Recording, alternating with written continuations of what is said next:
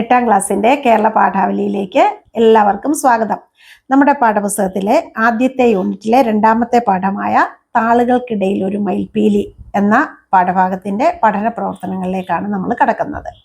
കഥാസന്ദർഭങ്ങൾ കണ്ടെത്താന്ന് പറഞ്ഞിട്ടുണ്ട്. കഥ വായിക്കൂ, മനസ്സിൽ പതിഞ്ഞ സന്ദർഭങ്ങൾ അവതരിപ്പിക്കൂ. നിങ്ങൾ ഒരു തവണ ഈ കഥ വായിച്ചാൽ ഒരുപാട് സന്ദർഭങ്ങൾ നമ്മുടെ മനസ്സിനെ സ്പർശിക്കുന്ന, നമ്മുടെ തൊണ്ടയിടറി പോകുന്ന അല്ലെങ്കിൽ നമ്മുടെ കണ്ണ് നനയിക്കുന്ന ഒരുപാട് സന്ദർഭങ്ങൾ ഉണ്ടെന്ന് നിങ്ങൾക്ക് ബോധ്യമാവും. നിങ്ങൾ അതൊക്കെ കണ്ടെത്തി എഴുതുക. വിശകലനക്കുറിപ്പ്.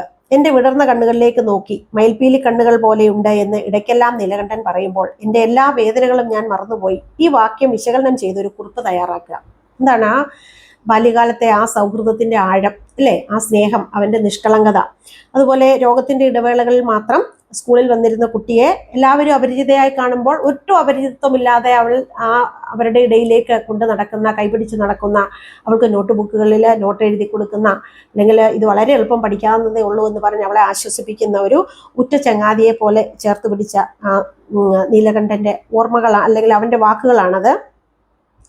മാത്രവുമല്ല, ഇവിടെ എൻ്റെ വിടർന്ന കണ്ണുകളിലേക്ക് നോക്കി മയിൽപീലി കണ്ണുകൾ പോലെ ഉണ്ട് എന്ന് പറയുന്നതിന് മുമ്പായിട്ട് അവൻ പറയുന്ന ഒരു കാര്യം, ലോകത്തിലെ ഏറ്റവും മനോഹരമായ വസ്തു എന്ന് പറയുന്നത് മയിൽപീലിയാണ് എന്നും പറയുന്നുണ്ട്. അപ്പോൾ ഏറ്റവും മനോഹരമായ ഒന്നാണ് അവളുടെ കണ്ണുകൾ എന്ന് അവൻ പറയുമ്പോൾ ഒരുപാട് രോഗങ്ങൾ ബാധിച്ച, ഒരുപാട് ക്ഷീണിതയായ, ഒത്തിരി അപകർഷതാബോധം അനുഭവിക്കുന്ന പെൺകുട്ടിയെ സംബന്ധിച്ചിടത്തോളം വലിയൊരു ആത്മവിശ്വാസം ഉണ്ടാവുകയും ജീവിതത്തിലേക്ക് മുന്നോട്ട് നടക്കാനായിട്ട് അവളെ പ്രേരിപ്പിക്കുകയും ചെയ്യുന്ന വാക്കുകൾ തന്നെയാണ് ഇവിടെ നീലകണ്ഠൻ പറയുന്നത് എന്നതും കൂടെ നമ്മൾ ശ്രദ്ധിക്കേണ്ടതാണ്. അപ്പം നമ്മുടെ വാക്കുകൾ അത് എത്രത്തോളം മറ്റൊരാൾക്ക് ഊർജം പകരാൻ കഴിയും, അല്ലെങ്കിൽ അവരെ സാന്ത്വനിപ്പിക്കാൻ കഴിയും, അവർക്ക് ആത്മവിശ്വാസം പകരാൻ കഴിയും എന്നുള്ളത് നമ്മൾ ഓരോരുത്തരും മനസ്സിലാക്കേണ്ട ഒരു കാര്യമാണ്, അല്ലേ? നമ്മുടെ കൂട്ടുകാരോടൊക്കെ നമ്മൾ സംസാരിക്കുമ്പോൾ അത്തരം കാര്യങ്ങളൊക്കെ നമ്മൾ മനസ്സിലാക്കി വെക്കേണ്ടതാണ്. അപ്പം ഇതൊക്കെ ഈ പറഞ്ഞ കാര്യങ്ങളൊക്കെ ചേർത്തിട്ട് വേണം ഈ വിശകലനക്കുറിപ്പ് നിങ്ങൾ തയ്യാറാക്കി വെക്കാൻ. അടുത്ത ചോദ്യം പ്രയോഗഭംഗി എന്നാണ്. മന്ദാരപ്പൂ പോലെ, ഇങ്ങനെ കുറേ പ്രയോഗങ്ങൾ നമ്മുടെ ഈ പാഠത്തിൽ നമുക്ക് കാണാം. പെരുമഴയത്തെ ഒരു തുള്ളി പോലെ, അതുപോലെ അല്ലെ, പോലെ അതുപോലെ എന്ന് പറയുന്ന, വിടരാതെ കരിഞ്ഞു പോയ ഒരു ഇതൾ പോലെ, അല്ലെ? നമുക്ക് ആ ഒരു സാമ്യം കൊണ്ട് നമുക്ക് കൂടുതൽ ആ പറയുന്ന കാര്യത്തെ കൂടുതൽ വ്യക്തതയോടെ നമ്മുടെ ഹൃദയത്തിലേക്ക് പതിപ്പിക്കാൻ. അവന്റെ ചിരി മന്ദാരപ്പൂ പോലെ എന്ന് പറയുമ്പോൾ ഒരു മന്ദാരപ്പൂ വിരിഞ്ഞു നിൽക്കുമ്പോൾ അതിന്റെ ഒരു ഭംഗിയും സൗന്ദര്യവും ഒക്കെ നമ്മുടെ മനസ്സിൽ വരുമല്ലോ. അപ്പൊ അതുപോലെ ചിരിക്കുന്ന ഒരു കുട്ടി. അതുപോലെ പെരുമഴയത്തെ ഒരു തുള്ളി പോലെ. ആ പെരുമഴയത്തെ ഒരു തുള്ളി എന്ന് പറഞ്ഞാൽ നമുക്ക് പെട്ടെന്നല്ല നമുക്ക് കണ്ടുപിടിക്കാൻ പോലും പറ്റില്ല, അല്ലെ? എന്ന് പറഞ്ഞതുപോലെയാണ് ഒരു വലിയ സ്കൂളില് ആ നീലകണ്ഠനെ തേടിയുള്ള അവിടെ യാത്ര എന്ന് പറയുന്നത്, അല്ലെങ്കിൽ അവളുടെ കണ്ണുകൾ തിരയുന്നത് പെരുമഴയത്തെ ഒരു തുള്ളിയെ തിരയുന്നത് പോലെയാണ്. അതുപോലെ വിടരാതെ കരിഞ്ഞു പോയ ഒരു ഇതൾ പോലെ, വിടരുന്നതിന് മുമ്പേ കരിഞ്ഞു പോവുക എന്ന് പറയുന്നത് വളരെ വേദനിപ്പിക്കുന്ന ഒരു കാര്യമാണ്. സാന്ത്വനം പോലെ, അല്ലെ? ഒരു സമാധാനിപ്പിക്കൽ പോലെ. അതുപോലെ മുത്തുകൾ പോലെ, മുത്തുപോലെയുള്ള പല്ലുകൾ എന്ന് പറയുമ്പോൾ അതിന് ആ മുത്തുകൾ നമ്മുടെ ഹൃദയത്തിലേക്ക് വരും, മനസ്സിലേക്ക് വരും, അല്ലേ? ആ പല്ലുകളെ നമുക്ക് നമ്മുടെ കണ്ണിൽ കാണാൻ കഴിയും. അപ്പൊ ഈ കഥയെ മനോഹരമാക്കുന്ന ഇതുപോലെയുള്ള ഒരുപാട് പ്രയോഗങ്ങൾ ഇനിയുമുണ്ട്. അപ്പൊ നിങ്ങൾ അതൊക്കെ കണ്ടെത്തുക. പല തവണ പാഠം വായിച്ചത് കണ്ടെത്തുക. ഇത് ഈ പറഞ്ഞ പോലെ ഇത്തരം ഉപമകൾ, ഇത്തരം സാമ്യപ്പെടുത്തലുകൾ നമ്മുടെ മനസ്സിലേക്ക് ആ കഥാസന്ദർഭങ്ങളെ ഒക്കെ ഉറപ്പിച്ചു നിർത്താനായിട്ട് വളരെ അധികം സഹായിക്കും. കണ്ടെത്തി എഴുതാം. അത് വെട്ടിവിറ്റു തീർത്താലും തീരാണ്ടല്ലേ കടം. അയ്യയ്യോ, എന്തിനാ ഇങ്ങനെ കരയണത്? നോക്ക്, ഞാൻ കരയണില്ലല്ലോ. ഇനി എൻ്റെ പങ്കും കൂടി അനുതാര പഠിച്ചോളൂ. നീലകണ്ഠന്റെ സ്വഭാവത്തിലേക്കും ജീവിതത്തിലേക്കും വെളിച്ചം വീശുന്ന സംഭാഷണ ശകലങ്ങൾ ശ്രദ്ധിച്ചല്ലോ. ഇതുപോലെ പാഠഭാഗത്തു നിന്നും കൂടുതൽ സംഭാഷണങ്ങൾ കണ്ടെത്തി എഴുതൂ. അപ്പൊ അവർ തമ്മിലുള്ള സംഭാഷണം, അല്ലേ? അപ്പൊ അവൻ പറയുന്നതാണ് ആ മരം വെട്ടിവിറ്റു. അത് വളരെ അവരുടെ ഇടയിലുള്ള ഒരു സൗഹൃദത്തിന്റെ കൊടുക്കൽ വാങ്ങലിന്റെ ഒരു അടയാളമായിരുന്നു ചെറുപുന്ന, അല്ലേ? അപ്പൊ അത് വെട്ടിവിറ്റു എന്ന് പറയുന്നുണ്ട്. അയ്യോ, എന്തിനാ കരയുന്നേ? ഞാൻ കരയണില്ലല്ലോ. നീ എന്തിനാ കരയുന്നേ? എനിക്ക് ഇത്രയും വിഷമങ്ങളൊക്കെ ഉണ്ടായിട്ട് ഞാൻ കരയാതെ നിൽക്കുന്നില്ലേ? അപ്പൊ നീ ധൈര്യമായി ഇരിക്കണം എന്നുള്ള അവന്റെ ഒരു ആശ്വാസം. ഇനി എൻ്റെ പങ്കും കൂടി അനുതാര പഠിച്ചോളൂ. ഇനി എനിക്ക് പഠിക്കാൻ കഴിയില്ലല്ലോ, അപ്പൊ എൻ്റെതും കൂടി, അപ്പൊ അത്രയും മിടുക്കിയായിട്ട് നീ പഠിക്കണം. ആ ഒരു ഉത്തരവാദിത്വം കൂടെ നിന്നെ ഏൽപ്പിച്ചിട്ടാണ് ഞാൻ പോകുന്നത്. ഏറ്റവും മിടുക്കിയായിട്ട് പഠിക്കണം എന്നൊക്കെയുള്ള അവന്റെ ഉപദേശം.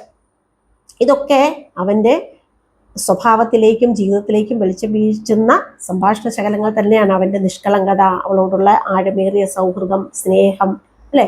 അവന്റെ നിസ്സഹായത, ഇതൊക്കെ വെളിവാക്കുന്ന അല്ലെങ്കിൽ അവളെ ആശ്വസിപ്പിക്കാനുള്ള അവൻ്റെ ശ്രമം, ഇതൊക്കെ ആ ഭാഗത്തേക്ക് കടന്നു വരുന്നുണ്ട്. അതുപോലെ തന്നെ അവൻ ചോദിക്കുന്ന ചില സംഭാഷണങ്ങളിലെ ചില ഭാഗങ്ങളാണ്, ഇനി എനിക്കെന്തിനാ പെൻസിൽ.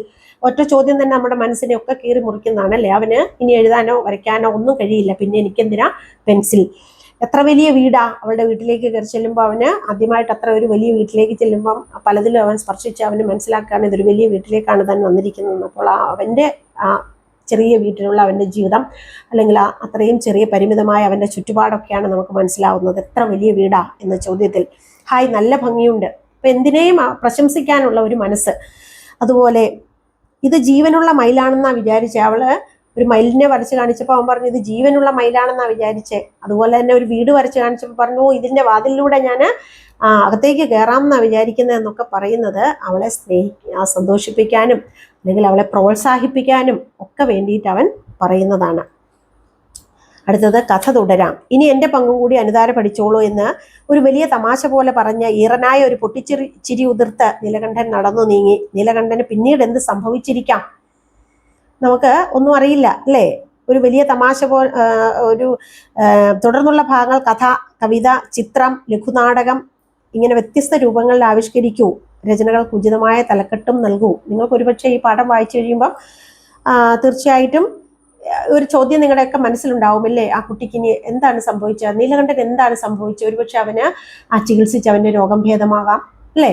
അവൻ വീണ്ടും പഠിത്തത്തിലേക്ക് തിരികെ വരാം അല്ലേ. അതുപോലെ തന്നെ ഒരുപക്ഷെ അവൻ്റെ രോഗം ഭേദമാകാതെ പോവാം അല്ലേ. വലിയൊരു ദുരന്തത്തിലേക്ക് ഒരുപക്ഷെ ജീവിതാന്ത്യം വരെ അവൻ കാഴ്ചയില്ലാതെ നടന്നേക്കാം. ഇങ്ങനെ ഒരുപാട് സാധ്യതകൾ അതിലുണ്ട്. നിങ്ങൾക്ക് ആ സാധ്യതകളെ ഉപയോഗപ്പെടുത്തിക്കൊണ്ട് കഥ എഴുതാം, കവിത എഴുതാം, നാടകം എഴുതാം, ചിത്രം വരയ്ക്കാം. അങ്ങനെയുള്ള സാധ്യതകൾ ഇവിടെ ഉപയോഗപ്പെടുത്താനാണ് പറഞ്ഞിരിക്കുന്നത്. നിങ്ങൾ തയ്യാറാക്കിയ രചനകൾ ഗ്രൂപ്പിൽ കൈമാറി വായിച്ച് മെച്ചപ്പെടുത്തുകയും വേണം.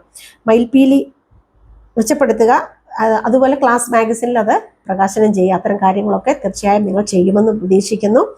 ഇനി ഓർമ്മ പങ്കുവയ്ക്കാം. 2 കുട്ടികളുടെ സ്കൂൾ കാലത്തെ സൗഹൃദമാണ് താളുകൾക്കിടയിൽ ഒരു മയിൽപീലി എന്ന കഥ. ഇത്തരം അനുഭവങ്ങൾ നിങ്ങൾക്കുണ്ടാവില്ലേ? തീർച്ചയായും ഉണ്ടാവും അല്ലേ. ചെറിയ ചെറിയ ക്ലാസ്സുകളിൽ നിങ്ങളെ തീരെ കുട്ടിയായിരുന്നപ്പോൾ ഉണ്ടായ സൗഹൃദങ്ങൾ ഈ കഥയിലെ സുഹൃത്ത് ബന്ധം പോലെ നിങ്ങളുടെ സൗഹൃദത്തിന്റെ ഒരു ബന്ധം എഴുതിയിട്ട് ക്ലാസ്സിൽ പങ്കുവയ്ക്കുക എന്നാണ് ആവശ്യപ്പെട്ടിരിക്കുന്നത്. അപ്പോൾ ഇതൊക്കെ തീർച്ചയായും നിങ്ങൾ ചെയ്യുമെന്ന് പ്രതീക്ഷിക്കുന്നു. ഇതോടുകൂടി ഈ പാഠഭാഗം ഇവിടെ അവസാനിക്കുകയാണ്. നമുക്ക് അടുത്ത വീഡിയോയിൽ പുതിയൊരു പാഠവുമായി വീണ്ടും കാണാം. എല്ലാവർക്കും നമസ്കാരം.